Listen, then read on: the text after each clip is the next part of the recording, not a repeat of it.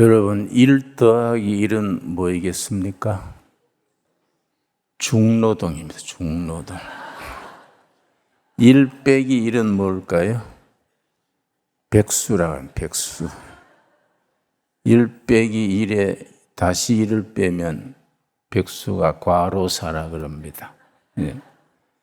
신약 성경이 쓰여지던 그 당시에는 게마트리아라는 수비학, 숫자 할 때 숫자, 비밀 할 때 비자, 수비학이 유행했습니다.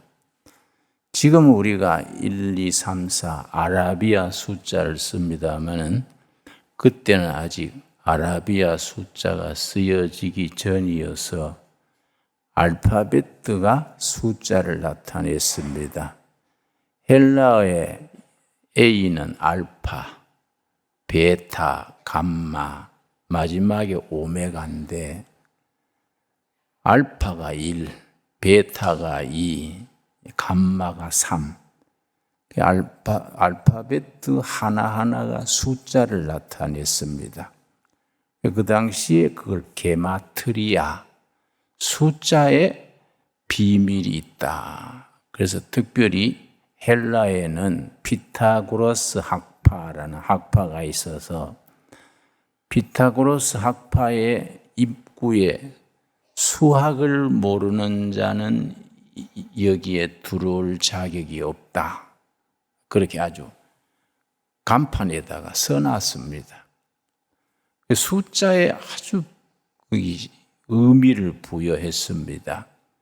그래서 우리가 요한계시록에는 그 당시에 게마트리아 수비학의 전통이 유행하던 때라 숫자가 많이 나옵니다.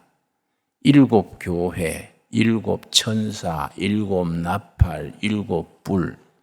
7이 왜 계속 나오느냐 하면은 7이 완전수입니다. 3은 하늘의 수, 성부, 성자, 성령, 하늘의 수. 4는 땅의 수, 동서남북. 하늘의 수 3과 땅의 수 4를 합하면 7입니다. 7이 완전수고 하나님의 숫자입니다. 그래서 7에서 하나 빼면 6이지요. 6은 악의 수입니다.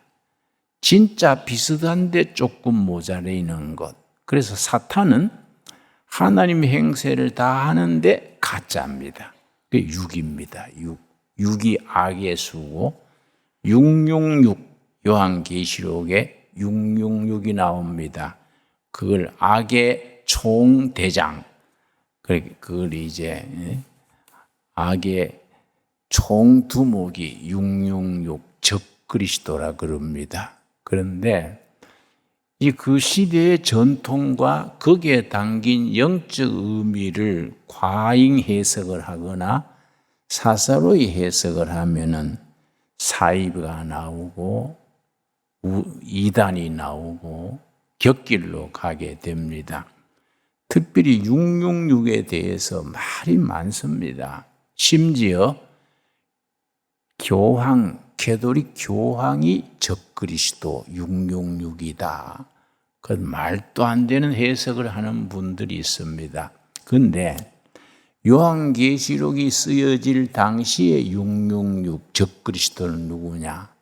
교회를 핍박을 하고 교인들을 사형시키고 예수 믿는 게 알려지면 재산을 몰수하고 그 두목이 로마 황제지요. 로마 황제가 특별히 AD 64년, 65년에 네로 황제 때에 기독교 박해가 제대로 시작이 됐습니다. 그래서 AD 95년경에 도미티안 황제가 네로 황제에 못지않는 박해를 했습니다. 그래서 요한계시록이 쓰여지던 그 당시는 네로 황제의 박해와 도미티안 황제의 박해 사이, 그 사이에 쓰여진 책이 요한계시록입니다. 그런데 네로 카이저, 로마 황제를 카이저라 그럽니다. 카이저. 네로 카이저를 알파벳 식으로 숫자로 연결하면 666이 됩니다. 그런 사실을 알고 요한계시록을 공부하면은 곁길로 나가지 않게 되는데, 그런 그 당시에 게마트리아 수비학에 대한 전통을 모르고 요한계시록의 숫자 666이다, 14만 4천이다, 무슨 7 이런 거 자꾸 숫자를 가지고 사사로이 해석을 하다 보면은 엉뚱한 데로 나갑니다. 특별히 14장에는 14만 4천 명이 구원받는다고 되어 있는데, 분명히 14장에는 유대인으로서 구원받는 숫자가 각 지파에 12,000명씩, 12,000명씩 각 지파에 구원받으니까 12지파니까 14만 4천이지요. 그리고 그 뒤에 14장 뒤에 허다한 구원받은 무리가 하나님을 찬양하더라 이렇게 되어 있는데, 앞에 것만 내세우고 뒤에 말씀은 그냥 덮어버리면 14만 4천 명의 이단들이 그걸 사용을 합니다. 요 가까운 덕소에 박태선 전도관이 거기에 있었습니다. 한때 한국 교회를 흔들었습니다. 그 사람들이 요한계시록에서 나온 이단인데 14만 4천 명이 구원받는다 그래가지고 덕소에다가 땅을 사가지고 천년성, 그러니까 천년왕국을 건설한다 해서 거기에 들어와서 구원받을 사람은 빨리 들어와야 14만 4천 명에 들어간다. 그렇게 막 부흥회 때 막 부추겨가지고 나중 들어오면 14만 4천 명 다 채워져 버려가지고 구원에서 제외된다. 우리 생각에는 그 빤한 얘기인데 거기에 또 홀랑 넘어가는 사람들이 있어가지고 집 팔고 땅 팔고 직장 사표 내고 그래가지고 덕소에 있는 천년왕국 거기에 전도관에 들어간 거이지요. 그러니까 성경을 잘못 해석하면은 폐가 망신이 됩니다. 그래서 요한계시록이 사실은 어려운 책이 아닌데 그 당시에 전통을 모르고 읽으면은 곁길로 들어가서 잘못된 이단으로 빠지게 됩니다. 우리가 지금 지난주에 7교회에 대해서 공부했습니다만은 7교회는 정확하게 그 당시에 아시아에 있던 사도 바울이 개척한 교회 7교회, 에베소 교회에서 라오디게아 교회까지 7교회인데 7교회에 대해서 하나님의 영이 사도 요한에게 7교회에 편지하라. 그래서 요한계시록의 내용이 7교회에 보낸 편지의 내용입니다. 그런데 이거는 본래 1장 3절 보겠습니다. 요한계시록 1장 3절 말씀. 이 예언의 말씀을 읽는 자와 듣는 자와 그 가운데 기록한 것을 지키는 자는 복이 있나니 때가 가까움이라. 요한계시록은 처음부터 낭독용으로 쓰여졌습니다. 무슨 말이냐? 그 당시에 교인들이 이 서민들, 노예들 이런 사람들이 많기 때문에 헬라어 문자를 모르는 사람들이 태반이 넘었겠습니다. 그러니까 듣는 거입니다. 사도 요한이 편지를 써서 밤모섬에 유배 생활했으니까 유배 생활할 때에 글자 그대로 쓰면은 교도관이 검열하지요. 검열해서 보내지를 않습니다. 그 교도관이 눈치채지 않게 비유로 숫자로 그렇게 써서 보내면 교도관이 잘 모르니까 그냥 검열했다고 도장 찍어서 편지를 보냈습니다. 그걸 이제 각 교회에서 저녁 낮을 노예들이 많고 서민들이 많으니까 낮에 일하고 나서 저녁 나절에 다 교회에 모여서 피곤한 육신을 무릅쓰고 교회 마당에 화뚝불 피워놓고 헬라어를 아는 사회자가 요한의 편지를 읽는 겁니다. 장로 요한의 편지를 읽으면 성도들이 눈을 지그시 감고 듣는 겁니다. 아멘, 아멘 들으면서 은혜 받습니다. 이게 왜 중요하냐? 그 당시에 서민들, 노예들이 다 알아들을 수 있는 말씀으로 쓰여진 겁니다. 근데 그 당시에 어떤 의미로 쓰여졌느냐? 그걸 알면은 그 노예들, 서민들이 아멘하고 은혜 받았을 때는 어려운 게 아니지요. 그 당시 사람들은 다 그대로 피부로 느끼고 아멘, 아멘 했는데 지금 그 당시의 배경을 모르고 사설의 풀면은 13만 4천 명만 구원받는다. 뭐 이런 식으로 666은 적그리스도다. 뭐 이런 소리를 하는 거이지요. 그런데 네로 카이저 그걸 아라비아 숫자로 그 헬라어 숫자로 풀면은 그게 666이 됩니다. 적그리스도. 교회를 핍박을 하고 교인들을 사자밥이 되게 하고 교인들 재산을 몰수하고 그게 적그리스도지요. 자, 그런 내용을 읽으면서 요한계시록을 공부하시게 되기 바랍니다. 7교회 중에서 그 7교회가 그 당시에 아시아의 7교회도 물론이고 오고 오는 세대의 모든 교회에 적용되는 우리에게 주시는 말씀으로 받을 수 있어야 되겠습니다. 그 에베소 교회에서 시작해서 라오디게아 교회로 끝나는데 맨 처음에 예수님에 대한 설명이 있습니다.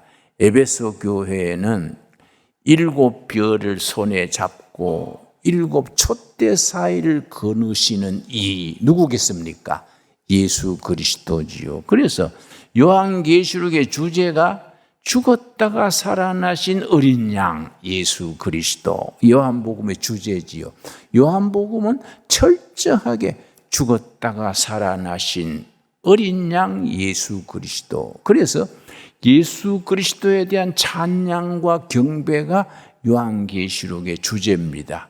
죽었다가 살아나신 어린 양 예수님, 거기에 대한 경배와 찬양이 요한계시록입니다. 그래서 그걸 요한계시록의 어린 양에 대한 경배와 찬양을 음악으로 가장 굉장한 음악으로 작곡한 책이 핸델의 메시아입니다. 우리가 교회에서 핸델의 메시아 할렐루야 그 노래 찬양 아시지요?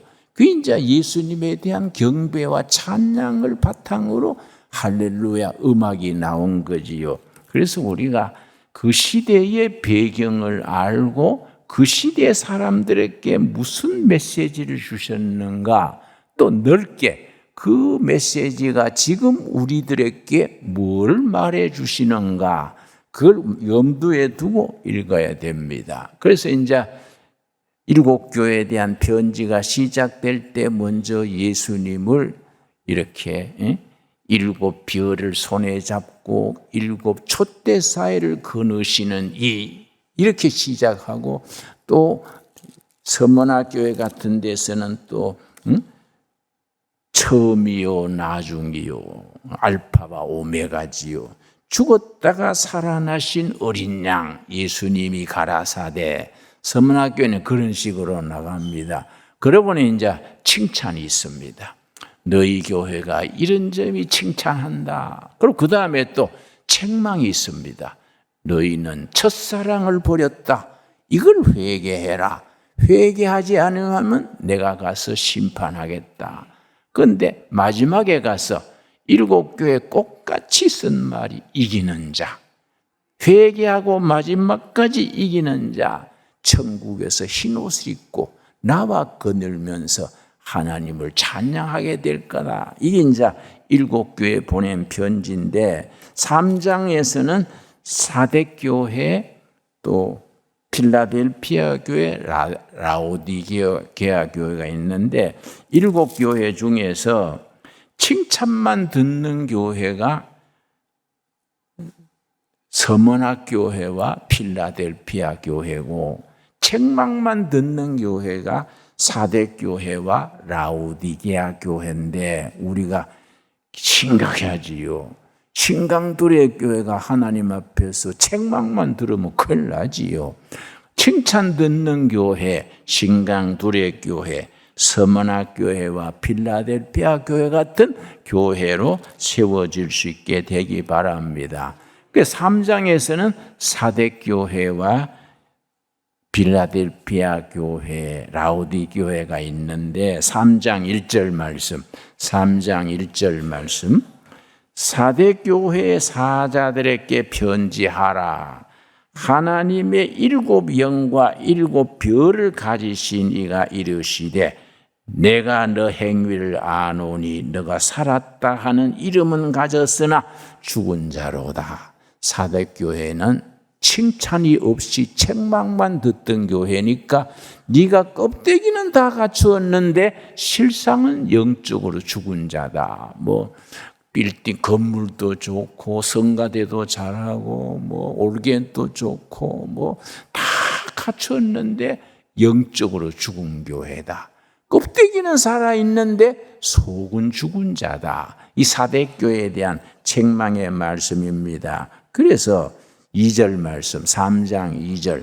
너는 일깨어 그 남은 바 죽게 된 것을 굳건하게 하라. 너 하나님 앞에 너 행위에 온전한 것을 찾지 못하였으니. 그럼 우리가 해야 될 게 뭐이냐? 사대교회 교인들에게 말하시는 경고가 뭐이냐? 3절입니다. 3장 3절 말씀 우리 한번 같이 읽겠습니다. 그러므로 너가 어떻게 받았으며 어떻게 들었는지 생각하고 지켜 회개하라. 만일 일깨어지 아니하면 내가 도둑같이 이르리니 어느 때에 너게 이르는지 너가 알지 못하리라. 기회를 주시는 겁니다. 회개해라. 내 기회를 준다. 네가 어디서부터 잘못됐는지 반성해서 회개해라. 기회를 줬는데 회개하지 아니하면 내가 도둑같이 와가지고 너희를 그냥 두지 않겠다. 참 엄중한 말씀이지요. 그런데 그런 중에서도 사대교회도 몇 명이 살아있는 참 신자가 있는 겁니다. 그 사람들에 대해서 뭐라 그랬냐 하면은 4절입니다. 4절 말씀. 3장 4절 말씀.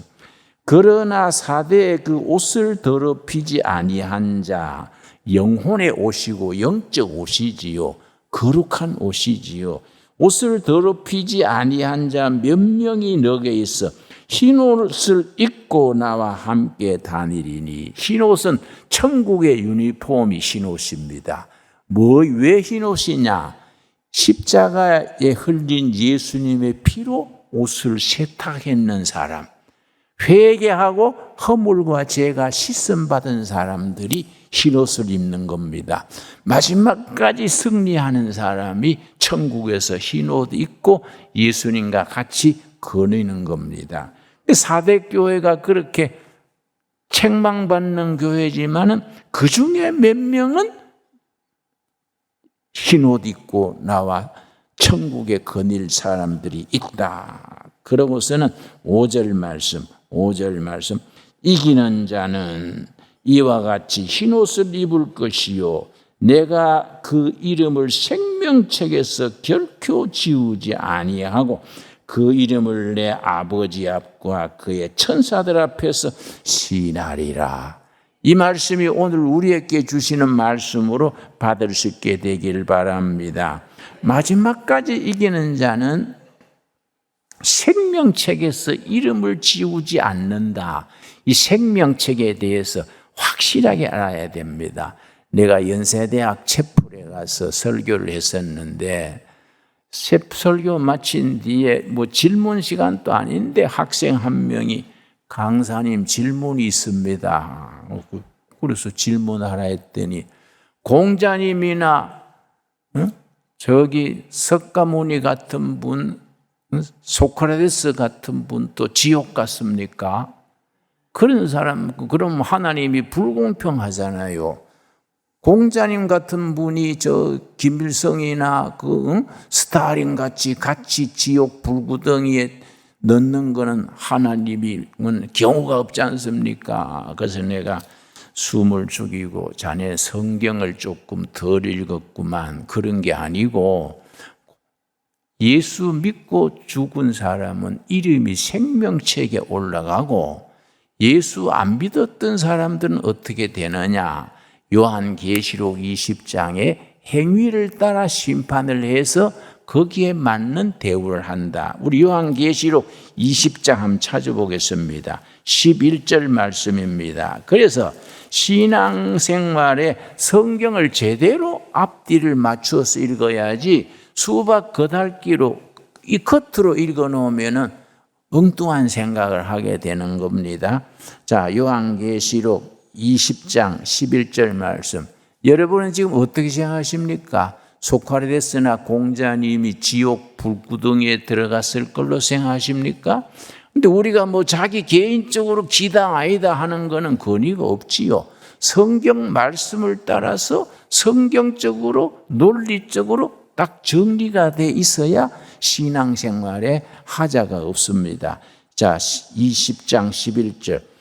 또 내가 크고 흰 보좌와 그 위에 앉으신 이를 보니 땅과 하늘이 그 앞에서 피하여 간데 없더라. 마지막 심판대 앞에서 지금 전부 지상에 살다 간 사람들이 쭉 심판을 받게 됩니다. 12절 말씀. 또 내가 보니 죽은 자들이 큰 자나 작은 자나 그 보좌 앞에 서 있는데, 심판 보좌입니다. 마지막 날에 심판 보좌 앞에 쭉 줄 서가 있는데, 그 다음 뭐라 그랬습니까? 책들, 복수입니다. 복수. 아마 한 사람 앞에 한 권이라 생각하면 되겠지요. 책들이 펴 있고 또 다른 책이 펴졌으니, 이건 단수입니다. 더 북. 책들이 쫙 있고 그 옆에 책 한 권이 따로 있습니다. 그 책, 더 북. 어린 양 예수님이 주인인 책. 그 책 이름이 뭐이겠습니까? 생명책이지요.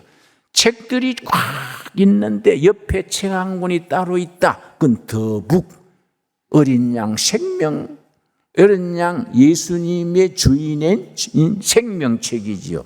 생명책, 죽은 자들이 자기 생명책이라, 죽은 자들이 그 다음 뭐라 그랬습니까? 자기 행위를 따라 책들에 기록된 대로 심판을 받으니, 이걸 행위 심판 그럽니다. 우리가 믿고 구원받은 사람은 이름이 어디에 올라간다고요? 생명책에 이름이 탁 올라갑니다. 여러분, 신강두르교회 성도 여러분, 우리 이름이 생명책에 올라간 걸 믿습니까? 믿어야 돼요. 우리는 그래서 심판에서 장학생이에요. 요한복음 5장 24절에 사망에서 생명으로 옮겨졌고 심판에 이르지 않는다, 그렇게 돼 있습니다. 그런데 공자미님이나 석가모니 같은 분들은 이 땅에서 행위대로 심판을 받는다. 행위가 어디에 적혔겠습니까? 책들에 기록된 대로 행위 심판이라 그럽니다. 그건 하나님께서 알아서 책들에 기록된 행위대로 심판을 받는 거이지요. 그건 하나님 간날이니까 우리가 거기에 대해서 뭐 더 이상 파고들 게 없지요. 이해가 갔습니까? 그런데 우리는 감사하게도 뭐 소크라테스나 공자님 같은 분은 상대도 안 되는 사람들이지만은, 우리가 한 가지 믿고 구원받았기 때문에 심판에서 면제가 돼서 사망에서 생명으로 옮겨져서 살다가 심판을 거치지 않고 천국으로 들어가는 거지요. 이름이 어디에 있기 때문에? 생명책에 있기 때문에. 여기 신앙적으로 딱 정리가 돼야 됩니다. 성경적으로, 신앙적으로 딱 확신이 임해져 가지고 나는 지금 죽어도 천국이야. 왜냐? 이름이 어디에 있다고요? 생명책에 있기 때문에. 이런 확신이 여러분 앞에 정리될 수 있게 되기 바랍니다. 상당히 신앙생활에 중요하지요. 교회를 몇십 년 다녔는데 봉사 밤길 걷기로 대충 믿어가지고 내 이름이 생명책에 있는지 없는지, 아이고 심판대 앞에서 내가 심판에 불합격될 낀데 어떡하냐, 이런 걱정하는 분들이 있지요. 왜냐? 계시록에 있는 말씀으로 딱 정리가 안 돼 있기 때문에. 그래서 일곱 교회에 대한 칭찬과 책망의 말씀이 오늘 우리들에게 주시는 말씀이다. 그렇게 아멘으로 받아들일 수 있게 되기 바랍니다. 오늘 읽을 본문 말씀은 사도 요한계시록 4장 1절입니다. 2장과 3장은 일곱 교회에 대한 말씀이고 4장에서는 이제 보좌, 하늘 보좌의 얘기입니다. 계시록 4장 1절 찾았습니까? 여러분 그냥 가만히 있다 가지 말고 열심히 자기 성경 가지고 찾아야 돼요. 여러분 성경을 너무 잘 못 찾습니다. 왜냐? 평소에 잘 안 읽으니까. 텔레비 보는 시간, 핸드폰 만지는 시간에 몇 분의 1만 줄여도 성경을 좀 볼 텐데 그냥 세상살이 하다가 성경 문지 털고 주일날 교회 오니까 잘 모르지요. 계시록 4장 찾았습니까? 이 일 후에, 일곱 교회에 대한 말씀 후에 내가 보니 하늘에 열린 문이 있는데 내가 들은 바 처음에 내게 말하던 나팔 소리 같은 그 음성이 이르되 이리로 올라오라. 문이 보좌가 둘이 있습니다. 보좌가. 그 중간에 하늘 문 아래 땅의 보좌가 있습니다. 땅의 보좌는 누가 앉는 보좌겠습니까? 로마 황제 네로나 도미티안이나 로마 황제가 앉아가지고 교회를 핍박하고 성도들을 순교하게 하고 그런 일하는, 말하자면 적그리스도가 네로가 앉는 의자입니다. 그런데 하늘나라에도 보좌가 있는 거지요. 하늘나라의 보좌는 누가 앉겠습니까? 그 하나님이 계시는 보좌지요. 자, 4장 2절 말씀. 내가 곧 성령에 감동되었더니 보라, 하늘에 보좌를 베풀었고 그 보좌 위에 앉으신 이가 있는데 하나님이 앉으신 보좌지요. 그 보좌 앞에 24보좌가 따로 있습니다. 24보좌는 구약의 12지파, 신약의 12제자 합쳐서 24보좌인데 그 구약의 12지파, 신약의 12제자가 지금 우리들 성도들 전체를 대표하는 분들이라 하겠지요.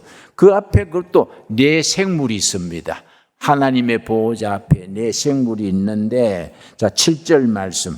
7절에 네 생물이 나옵니다. 그 첫째 생물은 뭐와 같습니까? 사자 같고, 둘째 생물은 송아지 같고, 셋째 생물은 얼굴이 사람 같고, 넷째 생물은 날아가는 독수리 같은데 요 네 생물이 하나님의 보호자 앞에 진치고 있습니다. 그래서 사자를 마태복음이 사자복음이다 그렇게 말합니다. 왜냐? 사자가 짐승 중에 왕이니까. 마태복음은 유대인의 왕으로 오신 예수님을 나타내니까 마태복음이 사자복음. 그리고 송아지복음은 마가복음. 섬기러 오신 예수님. 그 예수님이 종으로 섬기러 오셔서 어디까지 섬겼느냐? 십자가에 죽으시기까지 섬겼으니까 그거는 마가복음, 송아지복음이지요.